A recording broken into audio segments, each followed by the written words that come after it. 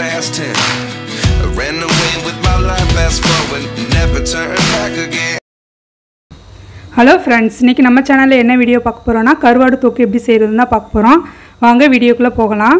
அதுக்கு நான் ஒரு பீஸ் கருவாடு வந்து க்ளீன் பண்ணி எடுத்து வச்சிருக்கேன். ஒரு 5-6 பல் பூண்டு வந்து கட் பண்ணி எடுத்து வச்சிருக்கேன். 2 பெரிய வெங்காயம் சின்ன சின்னதா கட் பண்ணி வச்சிருக்கேன். இப்போ எப்படி செய்யறது வந்து பாத்துறலாம் வாங்க.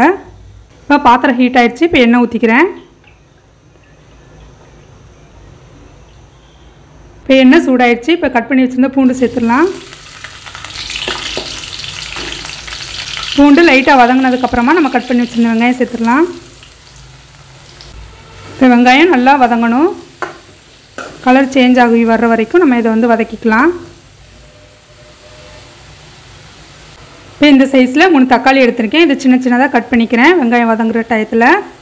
இப்போ வெங்காயம் கொஞ்சம் லைட்டாக வதங்கியிருக்கு. ஸ்டேஜில் கொஞ்சம் கருவேப்பிலை சேர்த்துக்கிறேன்.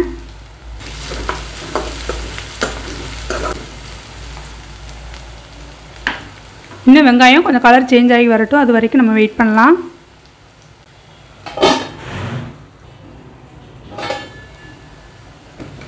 இப்போ பாருங்கள் வெங்காயம் நல்லா வதங்கிருச்சு, கலர் சேஞ்ச் ஆகி. இந்த ஸ்டேஜில் நம்ம கொஞ்சம் மஞ்சள் தூள் சேர்த்துக்கலாம். நான் ஒரு 1/4 டீஸ்பூன் அளவுக்கு மஞ்சள் தூள் சேர்த்துக்கிறேன். மிளகாய்த்தூள் ஒரு 3/4 டீஸ்பூனுக்கு சேர்த்துக்கிறேன். மிளகாய்த்தூள் அவங்கவுங்க காரத்துக்கு தகுந்த மாதிரி சேர்த்துக்கலாம். இந்த கருவாடு தொக்கு சாம்பார் சாதம், ரச சாதம், புளிசோறு, லெமன் ரைஸ் இதுக்கெலாம் ரொம்ப அருமையாக இருக்கும். டேஸ்ட்டும் சூப்பராக இருக்கும். நீங்களும் உங்கள் வீட்டில் ட்ரை பண்ணி பார்க்கணும். இப்போ நம்ம க்ளீன் பண்ணி வச்சுருந்தா கருவாடு சேர்த்துடலாம்.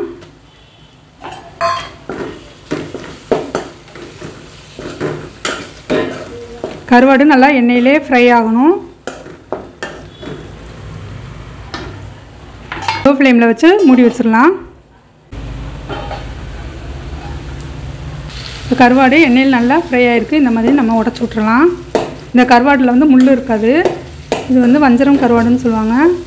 அந்த கருவாடு வந்து நான் யூஸ் பண்ணியிருக்கேன். உங்களுக்கு எந்த கருவாடு இருக்கோ அதை வந்து நம்ம யூஸ் பண்ணிக்கலாம். இப்போ கருவாடு நல்லா உடச்சி விட்டாச்சு. இப்போ நம்ம கட் பண்ணி வச்சுருந்த தக்காளி சேர்த்துடலாம். இதுக்கு உப்பு எதுவும் சேர்க்கக்கூடாது. கருவாட்டில் இருக்கிற உப்பே போதுமானதாக இருக்கும்.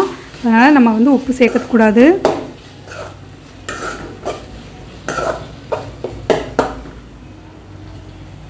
இப்போ கொஞ்சோண்டு மட்டும் தண்ணி சேர்த்துக்கிறேன். ஏன்னா எல்லாம் ஒன்றா சேர்ந்து வதங்கி வரணும். ரொம்ப தண்ணி சேர்க்க தேவையில்லை.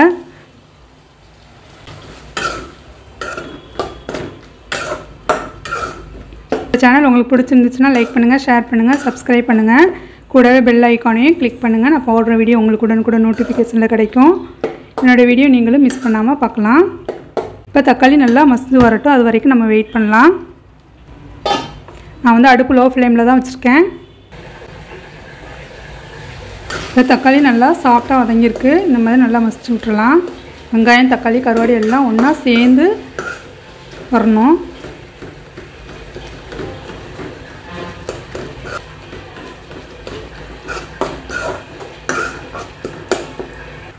இப்போ தக்காளி எல்லாத்தையும் நல்லா மசிச்சு விட்டாச்சு.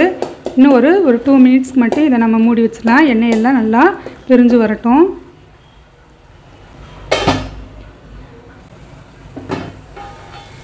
எண்ணெயெல்லாம் நல்லா பிரிஞ்சு நமக்குடைய டேஸ்டியான கருவாடு தொக்கு வந்து ரெடி ஆயிடுச்சு. நீங்களும் உங்கள் வீட்டில் ட்ரை பண்ணி பாருங்கள்.